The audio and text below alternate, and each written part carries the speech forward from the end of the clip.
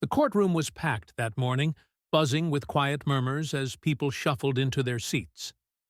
It was a typical day at the Los Angeles County Courthouse, except for one detail. This hearing was expected to draw attention.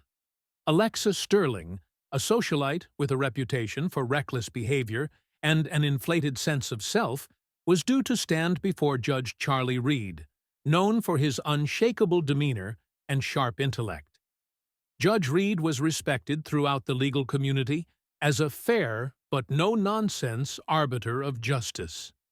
Alexa arrived in her usual fashion, late and unapologetic, draped in designer labels and oversized sunglasses.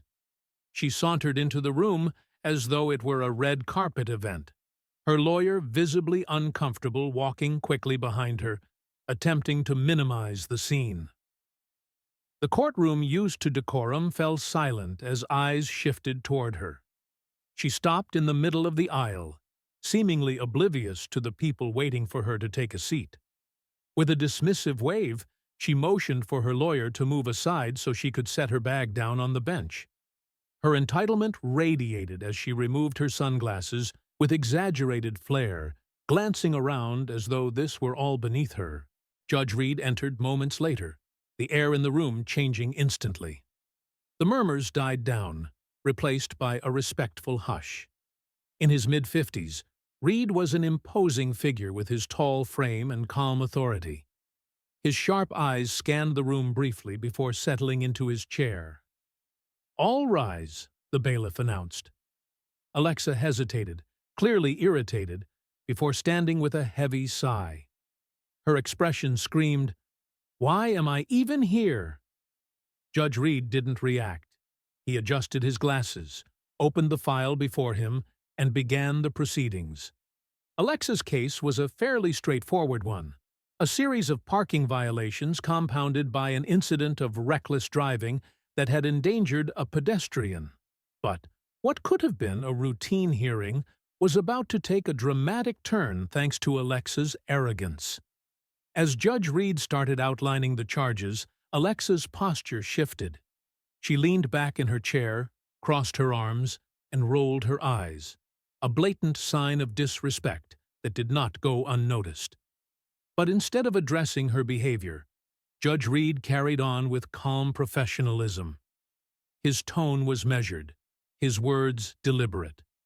It was as though he was daring her to continue her act. The tension in the room began to build, and even the most seasoned court regulars sat up a little straighter, sensing something brewing. But Alexa, oblivious to the storm she was inviting, had no intention of backing down. Alexa shifted in her seat, her irritation becoming more pronounced with every word Judge Reed spoke. She began tapping her manicured nails against the wooden table, loud enough for those nearby to hear. Her lawyer leaned in, whispering something urgently, but Alexa waved him off with a dismissive flick of her hand. The room, already tense, seemed to hold its breath when Judge Reed asked her to confirm her identity. "Yeah, that's me," she said, her tone laced with indifference. A collective murmur rippled through the room. Judge Reed's expression remained calm, though his eyes lingered on Alexa for a moment longer than usual. "Miss Sterling," he began, his voice steady, "in this courtroom, we adhere to a certain level of decorum. I suggest you adjust your tone accordingly." Alexa smirked, as though the judge's words were some sort of joke. She leaned back in her chair, twirling a strand of her blonde hair between her fingers. "Sure thing, Your Honor," she said, her voice dripping with sarcasm. Gasps echoed softly through the room. The court reporter paused briefly before continuing her transcription. Even Alexa's lawyer buried his face in his hands, visibly mortified. Judge Reed, however, remained unflappable. "Miss Sterling," he said again, his voice firm but calm, "do you understand the charges brought against you today?" Alexa rolled her eyes again, this time audibly sighing. "Honestly, no. I mean, it's just some dumb parking tickets and what? Someone getting scared because I hit the gas too hard? This is a waste of time." The courtroom fell silent. All eyes were now on Judge Reed, who carefully closed the folder in front of him. He removed his glasses, placing them deliberately on the bench. For a moment, it seemed as though time itself had paused. "Miss Sterling," he said slowly, his voice calm but carrying an unmistakable weight, "I would advise you to choose your words carefully, from this point forward." The gravity of his tone caused even the most disinterested court spectators to sit up. But Alexa, still oblivious to the seriousness of the situation, simply shrugged. "What?" "It's true," she said, leaning forward this time. "It's not like I hurt anyone. This whole thing is ridiculous." But what Alexa failed to realize was that her words were no longer falling on deaf ears. Judge Reed's silence spoke volumes, and the courtroom was about to witness a response they would never forget.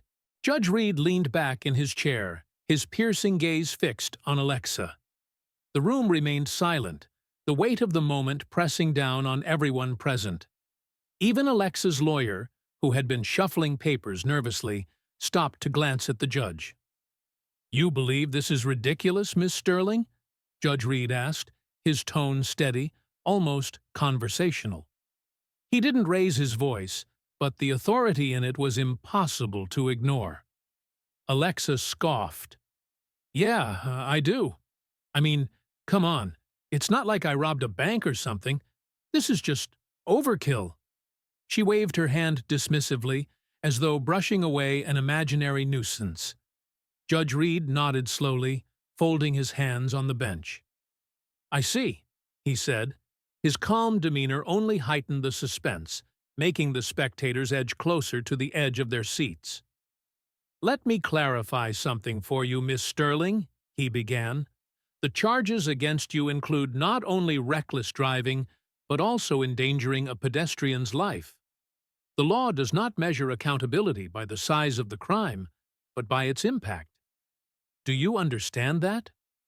Alexa rolled her eyes yet again, muttering under her breath, Sure, whatever you say." The whisper was soft, but it carried in the silence of the courtroom. The judge's face remained composed, but there was a shift, a slight narrowing of his eyes, a pause that signaled something was about to change. "Miss Sterling," Judge Reed began, his voice still calm, "do you recall the incident from 2 weeks ago, the one that brought you here today?" Alexa shrugged, looking bored. "Some guy stepped off the curb. I honked. He moved. End of story." The judge raised his eyebrows. "End of story, you say?" "Yeah," she said, crossing her arms. "No harm, no foul." But Judge Reed wasn't finished. He reached for a document on the bench, flipping through it with measured precision. Then he addressed the courtroom. "Let the record show," he said, his voice carrying authority, "that the pedestrian in question, Mr. Edward Lopez, was a 67-year-old retired teacher. He was crossing the street legally when Miss Sterling accelerated toward him, causing him to stumble and injure his wrist. He has since required medical attention and continues to experience pain." Alexa's smirk faltered for the first time. She glanced at her lawyer, who whispered something to her, but she waved him off again. "I didn't hit him," she muttered. "He was fine." "Miss Sterling," Judge Reed continued, now directing his full attention back to her, "does this sound like no harm, no foul to you?" But before Alexa could open her mouth to reply, Judge Reed's next move would make it abundantly clear that her actions had far-reaching consequences, consequences she could no longer ignore. Judge Reed's steady gaze remained fixed on Alexa, his voice measured as he continued. "Miss Sterling, your perspective on this matter is troubling, not because of the charges themselves, but because of your refusal to acknowledge the weight of your actions." Alexa leaned back in her chair, feigning nonchalance, though the growing tension in the room was impossible to miss. "Look, I said I didn't hit him. People are so dramatic these days." That comment elicited a few gasps from the courtroom gallery. Judge Reed tapped his pen lightly against the desk, pausing for a moment before speaking again. "Dramatic?" he repeated, his tone still even. "Would you like to hear from Mr. Lopez himself, Miss Sterling? Because he's here today, in this courtroom." The air grew thick with anticipation. Alexa's confident facade wavered, her eyes darting briefly toward the gallery. A man in the second row, Mr. Lopez, sat quietly, his arm in a sling. His weathered face showed no anger, only a kind of quiet disappointment that seemed to cut deeper than any harsh words could. Alexa shifted uncomfortably in her seat, but her defiance wasn't entirely gone. "I'm sure he's fine," she muttered, though her voice lacked its earlier bravado. "Miss Sterling," Judge Reed continued, "your dismissal of this man's pain speaks volumes about your character. But this isn't just about him. It's about the precedent we set when individuals of privilege believe they are above accountability." The courtroom was so silent that even the faint scratch of the court reporter's pen could be heard. All eyes were on Judge Reed now, waiting to see what he would do next. Then, with a calm that belied the weight of his words, he said, "Since you seem unconcerned about the consequences of your actions, perhaps it's time you experience them firsthand." Alexa blinked, her earlier bravado crumbling. "What's that supposed to mean?" she asked, her voice tinged with genuine worry for the first time. Judge Reed didn't answer immediately. Instead, he gestured toward the bailiff, who handed him a small stack of papers. The judge began reading aloud, detailing the fines, mandatory community service, and court-ordered sensitivity training Alexa would need to complete. But it wasn't the penalties themselves that made the biggest impact.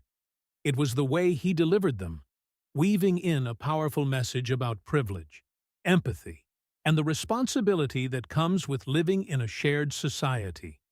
But what truly shook Alexa, and the entire courtroom, was the unexpected final decision Judge Reed announced, one that would make her confrontation with reality unavoidable. Judge Reed set the papers down, his gaze steady and unwavering. The weight of his next words seemed to fill the room before they were even spoken. "Miss Sterling," he began, "I have reviewed the details of this case extensively. Given the severity of your actions and your blatant disregard for accountability, I am issuing a sentence that I believe will not only address the legal violations, but also provide you with a much-needed perspective."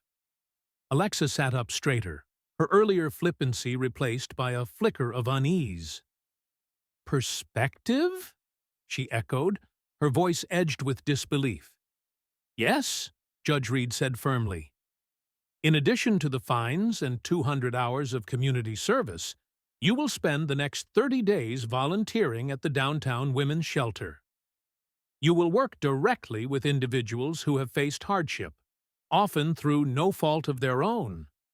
Perhaps then you'll understand the impact of carelessness and entitlement." A collective murmur spread through the room. This wasn't the typical sentence one expected in a case like this, and the crowd's mixed reactions were palpable. Some nodded in approval, others exchanged incredulous glances. But the most telling reaction came from Alexa herself. "You've got to be kidding me," she said, her voice rising. "You want me to what? Hang out with homeless people? That's not my problem." Judge Reed's face didn't change, but his voice grew colder. "Miss Sterling, it is precisely that mindset that landed you in this courtroom today.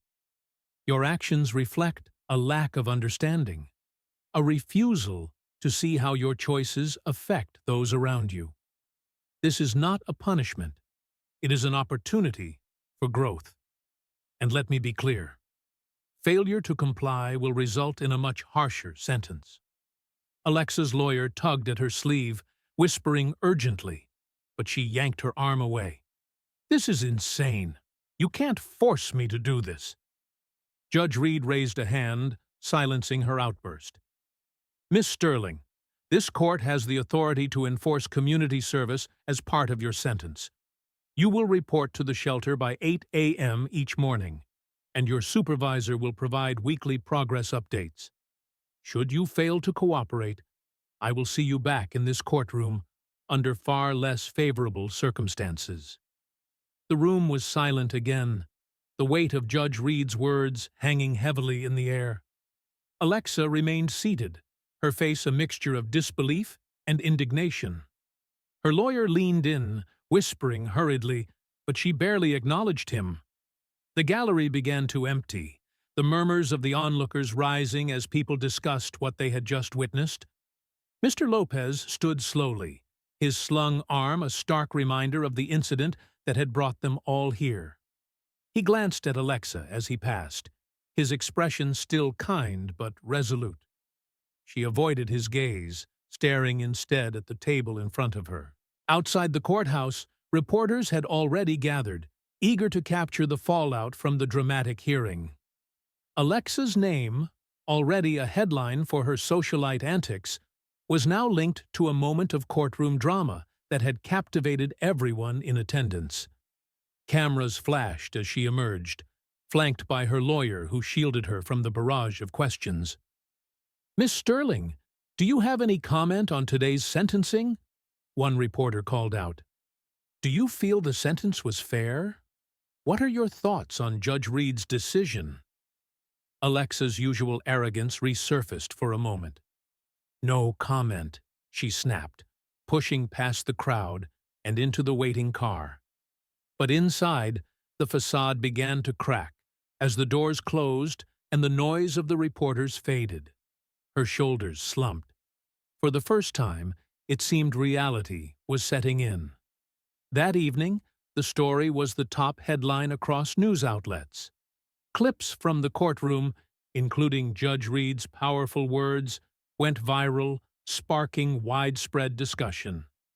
Social media lit up with opinions, some praising the judge's decision, others criticizing Alexa's behavior.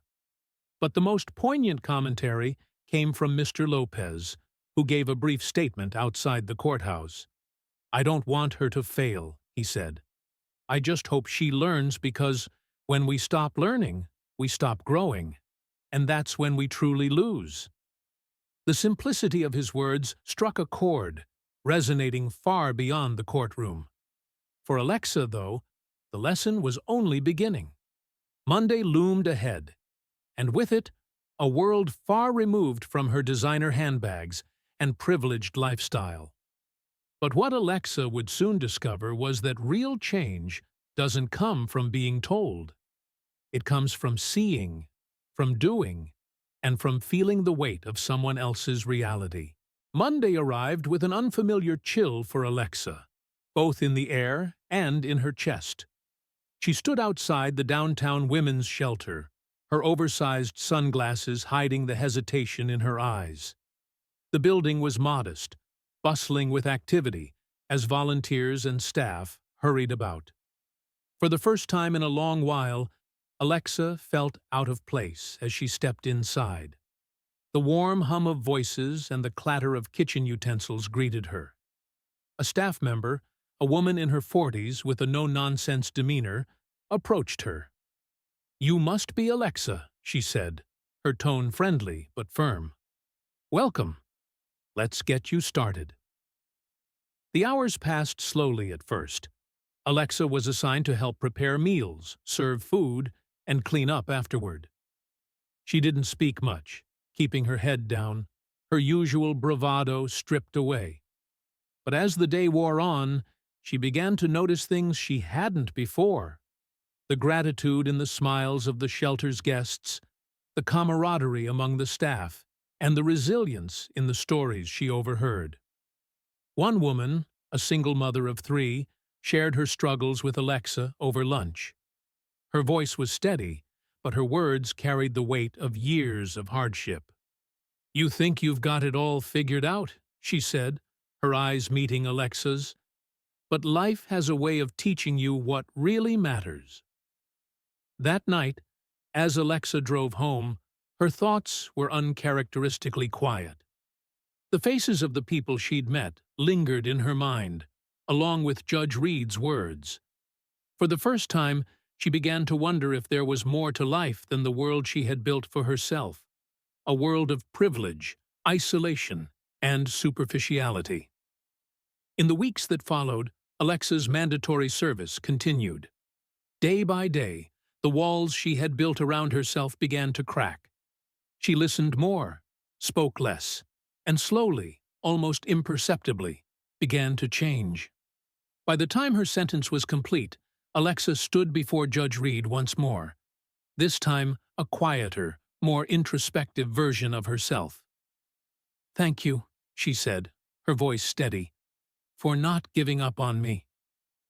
Judge Reed nodded, his face softening just slightly. "The real thanks will come when you take what you've learned and use it to make a difference." As Alexa left the courthouse, the sun shining brightly overhead, she carried a small but powerful hope, a chance to rebuild not just her life, but her perspective. And so, Alexa's journey became a reminder to everyone that change is possible, but it takes humility, courage, and the willingness to confront one's flaws. What will you do today to open your heart and mind to the lessons life has to teach? If you enjoyed this intense courtroom drama and want to see more captivating stories like this, don't forget to like, comment, and subscribe for all the latest content.